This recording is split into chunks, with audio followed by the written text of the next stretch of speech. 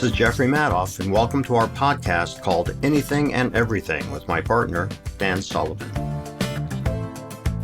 Well, Dan, here we are for another episode of Anything and Everything. And true to our form, we started talking about it and then forgot to hit record. There's more where that came from. So that is true. Yeah. And, we were talking about just about 10 days ago when you were in Chicago with a group of people from Strategic Coach. We had 30 that night, by the way. Yeah. And actually, there were members that had come to some of the previews. Oh, yeah. Yeah. Yeah. We had a guy from New Jersey who had come to Philadelphia, Keyshore, and he had done Philadelphia, and then he came back for opening night. He was there on the 14th. For the opening night, and he loved it. He said he totally loved it. Yeah. Well, we've been talking each episode recently. We've been talking about different stages of the play and all of that. And when you were in on Friday, you and Babs hosted a wonderful dinner. Then we went to the theater. Then we reconvened at the same restaurant afterwards. Yeah, we had about 3 hours of chatting. Yes. But one of the things I wanted at the post-performance is I wanted you to get a feel for what people had really gotten from being there for the 2 hours of the actual presentation. I was very pleased with the unique insights that came out. But that's a standard kind of methodology that we do in Strategic Coach. That what was your thinking about? What happened to your thinking as you were going through this? I thought you would enjoy that. I did. I wondered, would it have been the same statements if I wasn't at the table? Yeah. Yeah. I mean, I think they were more directed because you were there, but they would have more or less said the same thing, what they got out of it and everything like that. I mean, worded slightly differently because you weren't there, but because you were there, they could direct them totally towards you.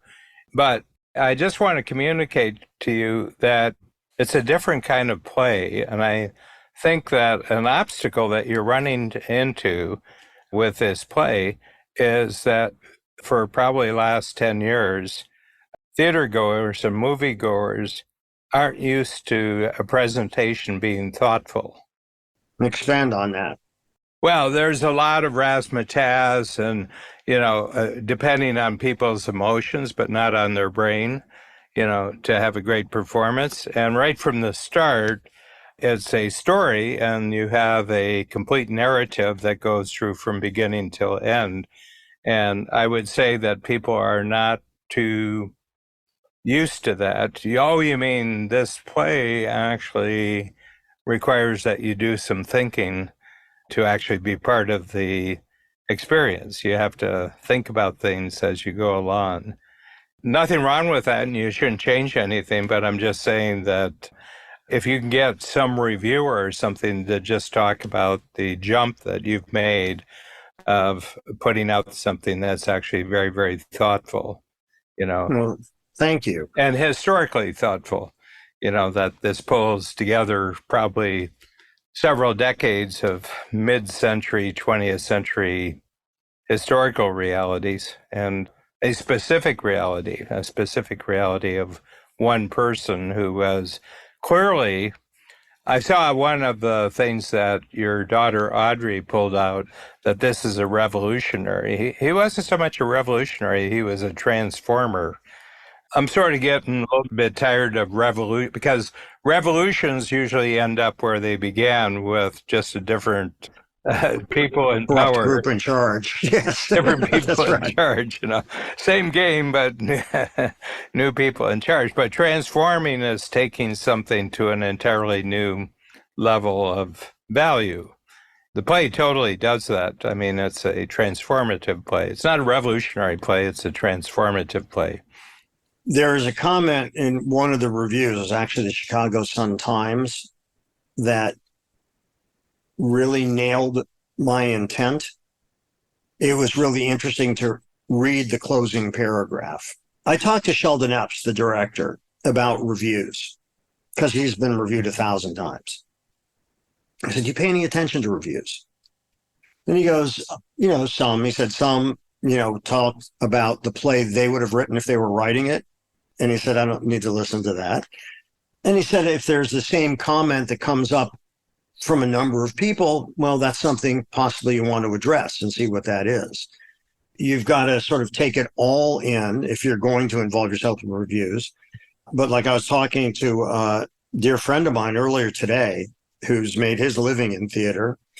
He was telling me about Annette Bening, who I know, and actually Annette was his first wife. And he said Annette never reads her reviews. She doesn't want what she's doing at all affected by them, and she doesn't read them. Other actors read them to see if there's notes. Other ones look for praise, whatever.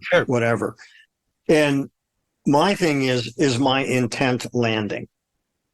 Having sat in the audience now in Chicago, not to mention, so I'll mention it, in Pennsylvania, and before that at the workshop. The west side of New York, yeah. That's right. That what has been consistent has been positive response, which is great. But this review, and I'll just read you the end of it. It says it is not hard to admire a show that succeeds in entertaining us, even as it tackles so many serious issues, including racism, the American dream, and the curveballs life throws at you. But to be honest, on the way out of the theater, all I could think about were Price's glorious tunes running through my head. Yeah. I love that. Yeah, it's show business. It's show business. Yeah. Yeah. And the reason I loved it is my intent landed. I wanted to, of course, primarily to entertain. Yeah. But I also was hoping to say something. Yeah. And Sheldon's unique ability, to use a Dan Sullivan term, is to translate those words into action on stage and theatricalize them.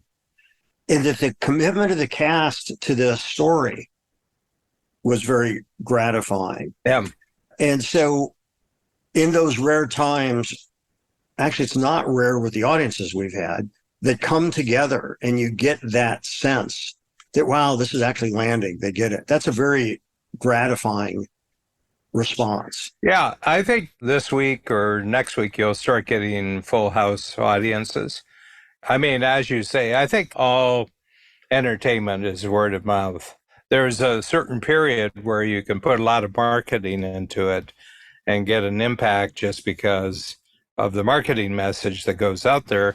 But at a certain point, people see a disconnect between the marketing push and their own experience. And it's yes or no. In the movie industry, it's on Friday afternoon, and it's the first 2 hours, and people are already doing it at the show. This is a dog, make sure you don't spend any time at the weekend on this movie, It's dead in the water, But theater is a different thing. And, my experience on Friday night was that live theater, especially musical theater, will always be the most compelling entertainment form. And that is why, do you think? So I put out a very profound statement, and you want me to justify it? I thought you would say, gee, I just have to take a break because I really have to think about the impact of what you just... Yes. Yeah. I was bowled over by the profundity. No, what I'm saying is because the risk factor for the performers. Mm-hmm. So there's an edginess that they have to do it right, according to their training and their rehearsal. They have to do it right, but they have to do it right in terms of their relationship with the audience, which is not true with movies. It's not true with anything that's recorded beforehand. There is no catalytic effect going on between the performers and the audience once you're into live anything, but then live theater, which really requires a massive amount of preparation ahead of time, dancing, singing, working together as a team, individual performance. It's a tightrope. Well, it is. And I'll go into a little bit about what that tightrope was for me, because we were opening on Wednesday, the 14th of June, and that Saturday, Saint couldn't go on. And The following Saturday. no, the one before opening. So we didn't know what it was. We had to cancel performances on Sunday and Monday. We managed through our PR person, Kathy Taylor, who's fabulous. He lost his voice. We thought it was this vocal strain. And, if you see the show, as you have, he does some things with his voice that are like next level. Yeah. I mean, he does. It's a role where he can't hold back, but it requires an actor who doesn't hold back.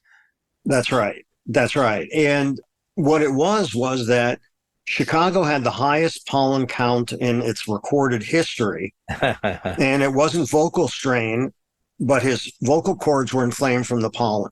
Yeah. So we didn't know that, on Saturday or Sunday. And our PR person has a relationship with the doctor for the Lyric Opera and Drury Lane Theater and all that. And he's the guy that you go to. It's like the doctor who can keep you on the field during a pro football game or something. Yeah. Meanwhile, my job in talking to Sheldon about it, with the director, talking to my executive producer, is we've got to protect opening night. Yeah. What can we do? We got to protect opening night. I said, I don't think it's worth having the preview performances on Sunday and Monday. We've got to preserve him, and hopefully we can get him into the doctor. And anyhow, that all happened. So we canceled those performances with the goal is you don't want him going in rusty for the premiere, which was Wednesday. So we had one more preview on Tuesday. So this was Saturday. What happens on Sunday, end of day, Donnie loses her voice. She's the one that plays Sister Rosetta and Monora, the voodoo woman. Yeah. It's like, oh man, is Saint going to go on? Is she going to go on? And we had understudies for them. But, this was like, oh my God, what are we going to do? Because you don't want to go on with the understudy opening night.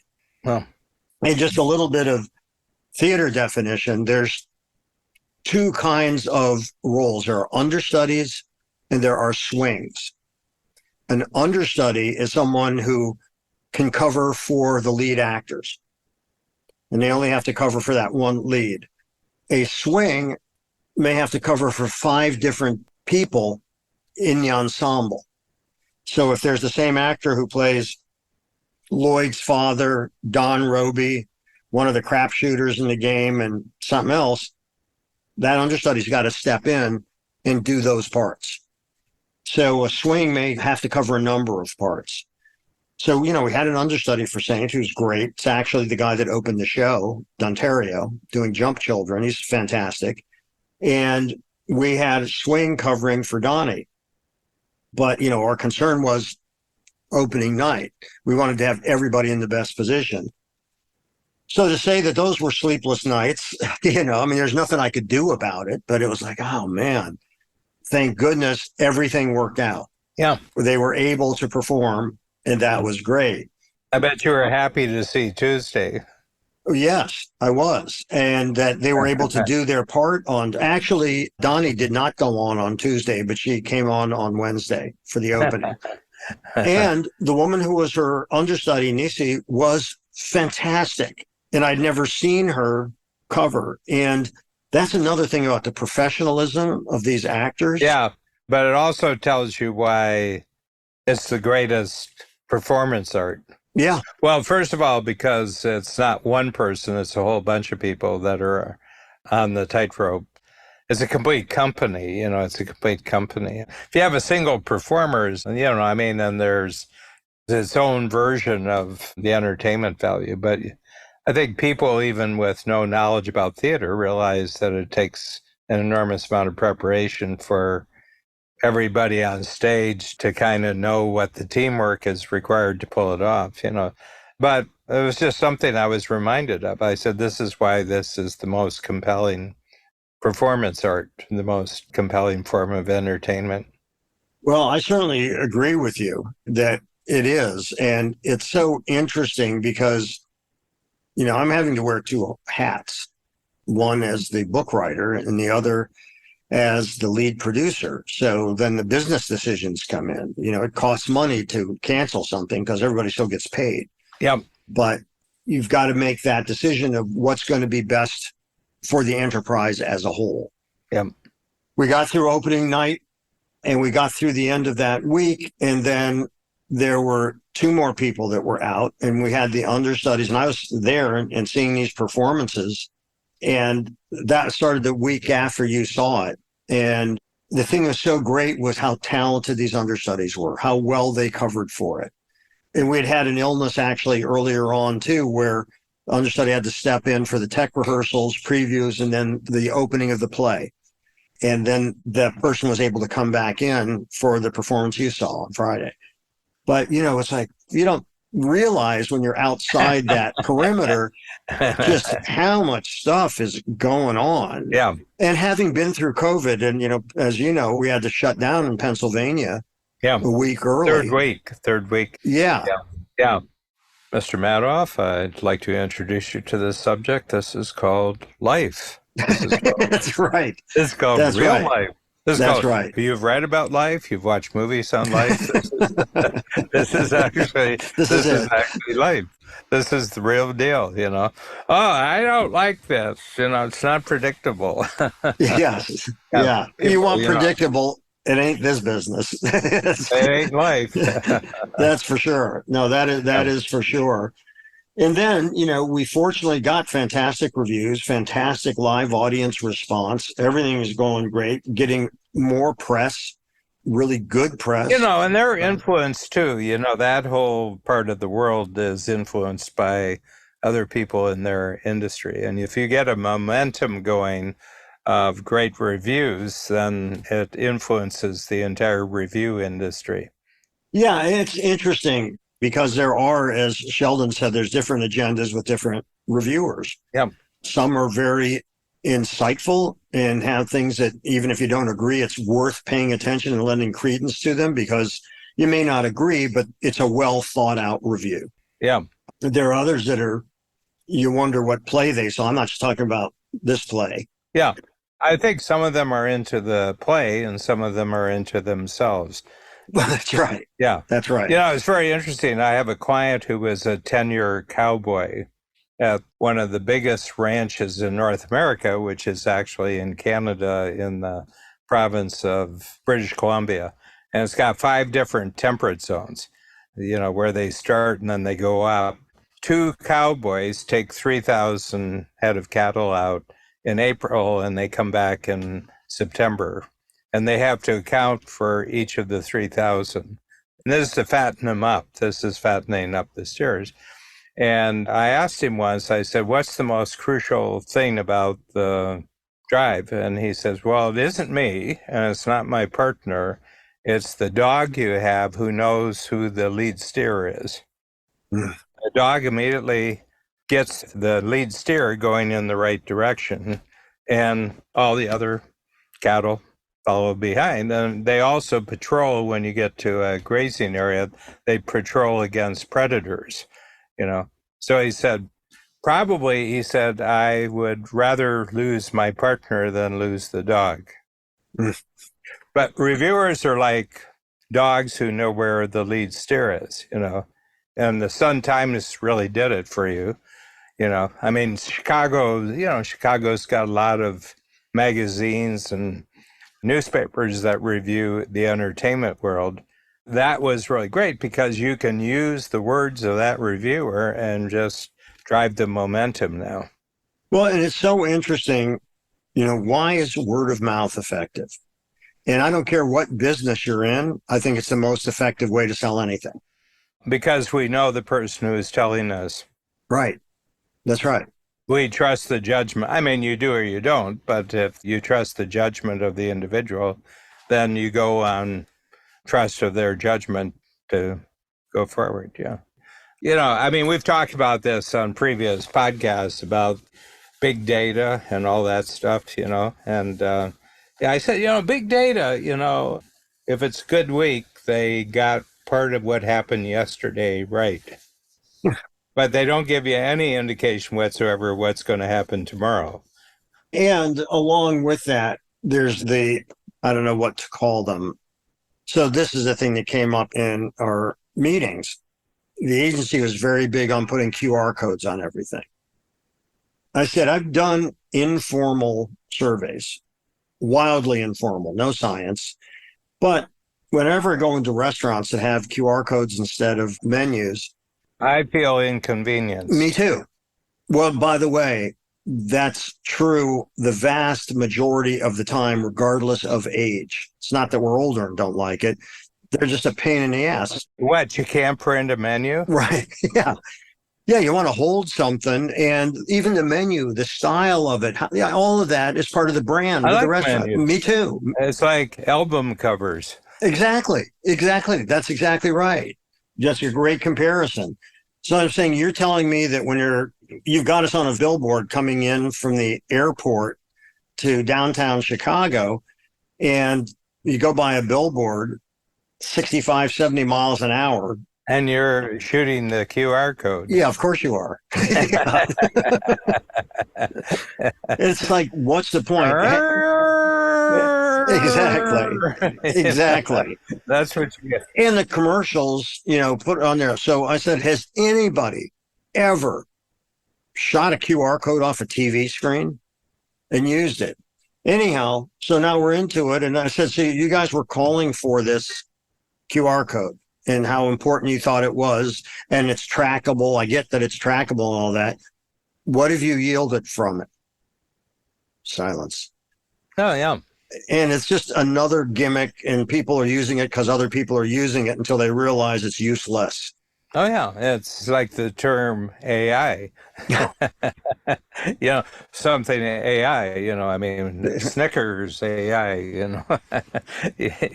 I mean, it's a fashion statement. Who does that? I mean, I'm looking for something anyway, and the QR code immediately takes me to that. There's some convenience to it. But I'm fairly resistant to technological malarkey. It's a fashion statement. It's not really any kind of assistance whatsoever. I agree. Although I think that not everybody, but the vast majority of agencies and so on, recommend you put QR codes on this. Then other people say, well, they're all doing it. Yeah, but does it work? Yeah. Why should I do it? I thought positioning was not doing what the other people are doing. Well, that's right. That's right. Yeah. Well, but that's not the big deal. I mean, the QR code or not QR code. One of the big things is you need sellout audiences, and you need more funding right now because you're burning through the cash right now. Every day, there's... Well, that's right. The fight's leaving. We got 600 seats. That's right. That's right. And we'd like them to be paying customers. That's right. Of course. And, we're fortunately fully subscribed for this round. Yeah. Which is great. And depending on what our next step is, we'll be opening up for another round of funding. But right now, we're good. Yeah. The whole dynamic. By the way, Babs told me just before I went on here that tell Lloyd that we're first in to the next round. Oh, thank you. That's great. That's great. Tell Adam, you mean? Yeah, you tell Adam. You're telling Lloyd. Yeah, tell him to get an assistant who helps you with the tax work, Well, thank you. I said, Adam, the thing that's holding things up is I don't want to go through all the complexities of the tax requirements and the tax compliance. I just want to write a check and send it off to you. I want you to know, Dan, that anytime you have that urge, I will not put you through that paperwork. And I'll happily. Oh, good. I'll happily accept it. But, Thank you so much for that. It's really interesting because, as we've talked about, it's another business. And the satisfying part, to me, the most satisfying, there's two. Well, each round is a company. Exactly right. That's correct. It's got a different incorporation. It's got different tax structure and everything. I mean, you're now in your third company that is the Chicago event. I think that's it. That's right. Yeah. And then what follows will be another company. That's right. That's right. It's just so interesting because there's the creative process of putting together the play. Yeah. working with the talents and the talents working with each other. I love that. And that was almost every day. We're working 6 days a week, and 6 days a week for 6 weeks. I loved every second of it. Oh, because we're taking something good and the goal is to make it great. oh, yeah. And if you'd have told me how many iterations we would do between that first, the workshop, which I felt, That was super. yeah, but we've gone so far beyond that, Yeah. And it's an iterative process. Yeah. And creativity is very much like scientific method. And then the proof is when you put it in front of audiences and the response that you hope to get, you get. Yep. And you get it audience after audience, but there's always surprises because every audience is different. That's kind of interesting. But there are these moments that are really cool that happen. Give you a quick example. There's the scene where Lloyd is talking to Don Roby. He booked him in Texas. And he said, get your ass on that plane. And he said, my band, they're afraid of getting on a plane. They say it ain't natural for a man to fly. What happens if that thing falls out of the sky? And he said, you're dead. That's what happens. Now, I know that because I've seen it so many times. It's become the confidence and the capability because you've repeated it and repeated it, that I know that line, you're dead, is going to get a laugh. But I said to the actor, wait a beat for the laughter to go down and then say, that's what happens. You're going to get a second laugh. Yeah. So right now you're burying the laugh because you're delivering the second part of the line when they're still laughing from the first part. So he did it the next preview. And then he comes up to me afterwards and says, okay, I'm listening to you from now on. And moments like that are just fun. They're just really, really fun. But there are things that are, much more work, like how you shift a scene or you do something else. But it's this constant, it's like, creating a sculpture, if you will. Getting rid of that, which is not the statue. That's right. Yeah. That's right. The Michelangelo line. That's right. And, cut away everything that doesn't look like David, And there's something that's really gratifying. We've talked about it in terms of the arts and we've talked about it in terms of business, is a collaboration where the people involved in that become more invested in the project. Well, the other thing is they do something with the raw material that you didn't really envision. Like St. Aubin, the lead in the play, he's at another level as a performer. He is. There's this professor from Yale who's written this book on Shakespeare. And he says the problem with Shakespeare is a lot of the characters that he develops are way bigger than the play. Yeah, they become archetypes like Romeo and Juliet, right? Well, and Hamlet and Iago. And King Lear and all, yes. King Lear, Falstaff, they've all become bigger. And he said, we have to appreciate that although Shakespeare was a phenomenal playwright, his full enjoyment was in where the characters went that surprised him. Mm-hmm.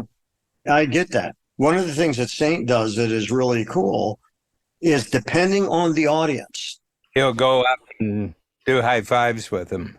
Yes, or he'll look at somebody and say, you know what I'm talking about. Yeah. And it always gets a response because I hadn't heard this before, but it's a knowledge that I didn't have, but it made perfect sense to me when I heard it, when I was talking about interacting with the audience. And Sheldon said to me, the audience is your scene partner. You're trying to make them laugh. You're trying to make them listen. You're trying to make them think. You're trying to make them cry, whatever. They're the scene partner. And, that doesn't necessarily mean you're breaking that fourth wall, but you're considering them in what you're doing. In a few of these places where Saint is talking to the audience, his level of interaction and personalizing it depends on the energy he's getting and what informs his performance. Yeah. which is very cool because you're never going to get exactly the same performance every night. Yeah. And that's what makes it cool Yeah. and exciting. Yeah. And I think that's the unpredictable, innovative part of live theater. There was an interview when Tony Bennett was about 80. He was performing here in Toronto. The interviewer says, "What gets you the most enjoyment?" And he said, "It's going out for the first 10 or 15 minutes and finding out who the audience is that night." And then he said, "I've trained my band that there's no set order in which we're going to play the songs." And he says, "I've worked out sign language for them or subtle cues that tell them what the next number is." And he said, "We have 5 times as much material as you can do in any performance. And so they have to be very knowledgeable about the full body of work." And he said, "And all I'm doing is just designing the performance for that night." And he says, "I mean, at this stage of my career, everybody who shows up is a fan."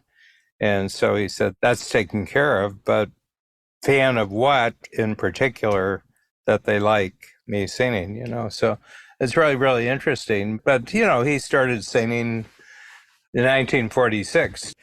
So, 46 is 54 plus 23. That's 77 years, But the interesting thing is that interaction. I mean, you're a great performer or not a great performer, totally based on how you interact with the audience. Right. That's right. And if you consider the audience a partner, you'll be increasingly a great performer. Oh, yes. And especially a play that allows that kind of interaction. When you see it with great comedians, you see it with great singers, you see how people can engage an audience. And, our talks also often relate to entrepreneurship and business. And again, it's the same thing. If you're going to be presenting or pitching an idea, you need to engage your audience, which means, first of all, like you were saying about Tony Bennett, you got to know who you're talking to. Oh, yeah. Who's your audience? Because if you're not paying attention to that, if you think you can go into any room and say the same thing, a good friend of mine was the CEO of AMC Networks. And he was telling me how he went to a hotel as a conference center, and there were a bunch of businesses, and he realized 20 minutes into a meeting, he was in the wrong room. And then he sees the sign that it's for some insurance company. So he found the right room, and he said, substantively, there was no difference in what we were saying. And he said, I often think that I could walk into any of these rooms and start speaking, and people would think that I belonged. We're up against unique challenges. There's unique challenges in the marketplace. It needs innovative thinking. It needs thinking out of the box. We're pushing the edge of the new paradigm here. And he went through all this corporate blabber. And he said, you could do it in any room. And he said, I've been thinking of doing it. I said, Josh, I love that. Oh, yeah. And he said, I swear, Jeff, it's the same thing being said in every room and making a difference. We're talking about television, streaming services. They were talking about insurance. And until it doesn't matter. It's all the same game. That's right. It's great. It was great. And actually, if you are in the wrong room, you're the only one that knows it. So you'll have a little bit of extra energy for the performance. You won't just mail it in. I mean, you've got the risk that somebody will find you out, There's a great story. I'm on Quora. I like Quora because you can specialize, and mine is World War II. I like World War II commentary. And there was a story, the one German general during the Second World War who was pretty well admired on all sides was Rommel, the North African Desert Fox. And there's a great story where he's out driving. And of course, when you're in the desert, you can be anywhere. And they come across what they see as a group of tents, and they come up to this settlement. There's all these tents, and he could tell right off the bat that they're hospital tents. And he says, stop. He says, I always want to talk to the wounded. And he gets out and he goes in, and he's going down bed by bed, and he's shaking their hands and saying things, but they're very, very quiet. They don't really respond. And he gets to about 8 person down, and the wounded man looks at him. He said, in English, he says, General, this is a British hospital tent. And Rommel says, "Oh, I guess I should be going then. Well, it's nice to meet you all." And he walks out, gets in his car, and they drive off. But he was basically going in to comfort British wounded soldiers, but didn't realize it till one of them said, "General, this is a British." you know, but it's a great story, and not staggered or anything. He says, oh, well, I guess I should be going. And he walks right back out. It's just a great story of someone's stage presence. He's got the stage presence and became a legendary story. It was told in all armies. And think about how that incident, though, changed the enemy's perception of who this general was. Yeah. No, it's fascinating. Well, once somebody relates, they're no longer the other. Oh, yeah. And they become inhuman. Yeah.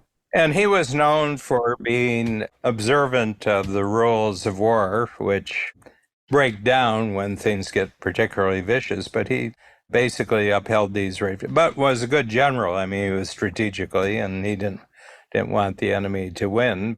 Anyway, but I thought it was a great legendary story of someone who is still himself in spite of the circumstances. I remember when Babs and I first got on board financially with the play, which is probably 5 years now, you said, this is very, very risky, and this is not a good investment if you're looking for a more or less assured return. And I just want you to know that our return on investment has already been 10 times what the checks were. Well, thank you. That's why I'm hoping to get you to write larger checks. Yeah. But no, thank you for saying that. The experience has been an enormous return on investment. Well, thank you. And I have to say, I'm very fortunate with the investors I have because they have all enjoyed the journey. They're not schmucks. Yeah, exactly. That's another way of putting it. And you're absolutely right. Or the endless other words that you could use. That's right. But, thank you for that. And I appreciate it. And that means a lot because, everybody's rooting for it. And each step along the way, they have enjoyed being a part of it and witnessing the process and all that. When you're talking about Tony Bennett and talking about Rommel, two people don't usually have in the same sentence. It may be a first, actually. It may be. It may be. And who Rommel was and who Tony Bennett was. They were who they are. Because, when you talk about a person's being who they are and the essence of that person, that's the stuff that doesn't seem to go away. Yeah. If you're as present as they are for so many years in their lives in terms of what they're doing. Well, and they're hyper-focused, too. It's yes. their life that's hyper-focused. I mean, it's why the things that you become obsessed in life, you're hopeful that you can remember them when you can't remember anything else. Right. No, you're right. I hope that when all else is gone, this is the part that I can still... Well, I see that, I mean, I'm noticing recently that I've got good names recovery, but I've got the alphabet trick. I can remember the person's face and I can remember their stories, and I run through the alphabet. Well, first of all, it's never TUVWXYZ, so you can cut off that part of the alphabet, And you just go and you say, is it B? Is it C? And usually I'll get it within about a minute. I'll get their first name or the last name, and then I'm cool. But on the other hand, my memory of the coach tools is flawless going back 34 years, the stuff we do in the program. Well, like Tony Bennett. That's my performance art. That's right. That's right. And that's what's interesting because it's also a memory you keep reinforcing every time you do it. Yeah. And the other thing is I delegate memory more and more. I have people around me and I said, I'm not going to remember this, so you remember it for me. Just delegate it. I'm going through a brain reprogramming program right now. If you take a brain scan, there's things to be improved. So I've been going through this program. And the person who got me into it said, one thing you're going to find is that you're going to start getting emotional about your senses again. And he says, you'll notice that one of the senses, the main senses, and it's happened so far with two senses. One is music, sound of music. And the other one is visual, especially looking at nature. I've just gotten so much more enjoyment out of, I listen to Pandora all the time, especially instrumental jazz. And I'm sitting there and I say, I've heard this 100 times, but I'm getting things out of it that I hadn't before. And it's emotional. And the same thing when spring happened this year. And it's really lush. This year it's really lush because we had a lot of water over the winter. And everything is just extraordinary, and I'm feeling that. The other thing is that I've been chemically enhanced for my sleeping performance at night, and I'm committed to getting off sleep meds, and I have Adderall during the day, and I'm committed to getting over that in a year. And I'm about 3 weeks into the program, and I'm down half the previous. And what I'm noticing the other night, and I said, gee, I feel sleepy. And it feels really good. I feel sleepy. I told the doctor I'm working with, I said, I forgot what a nice pleasure feeling sleepy is. Because the Adderall during the daytime is an upper and the sleep medicine at nighttime is a downer. So I'd be up, up, up, up, take the sleep medicine, down, down, down, down. Then you wake up the next morning and it's down, up, but there's no sleepy in between, so. Yeah, there's something that's really kind of wonderful, surrendering to sleep. Yeah. When you talk about being sleepy, and if you're in a situation where actually you can then just answer that call and go out for a while. Oh, yeah. Yeah. Yeah. It's really nice. I mean, during a lot of my stay in Chicago, when I was doing rewrites, because we were working constantly and trying things and rewriting, I'd get up in the morning, go through emails, then go to the theater and come home from the theater, work out, and then start writing and get to bed at like 1 or 2 in the morning. And I'd be up at 7. If I get 6 hours of uninterrupted sleep, I'm fine. Sometimes I wasn't getting that, but there were also times where I could go and just take a nap for half hour. At that stage of the project, you're on adrenaline. I mean, you're just pumping adrenaline. Well, that's right. I'm pumping adrenaline. That is true. And then there's also, when you get hit with certain things, like whether it was, by the way, your lead has lost his voice, 3 days before opening. It's like, oh, God, that kind of a thing. And of course, intellectually, I know there's nothing I can do about it. No. But still, it's a concern. Yep. How is this going to impact on things? Well, the other thing, as you get closer to success, you're also vividly more aware of what failure looks like. Well, that's right. And, it's also interesting because with something like this, which is high visibility, that also means that the things that don't work are high visibility too. Yeah. Thanks for joining us today on our show, Anything and Everything. If you enjoyed it, please share it with a friend. For more about me and my work, visit acreativecareer.com and madoffproductions.com. To learn more about Dan and Strategic Coach, visit strategiccoach.com.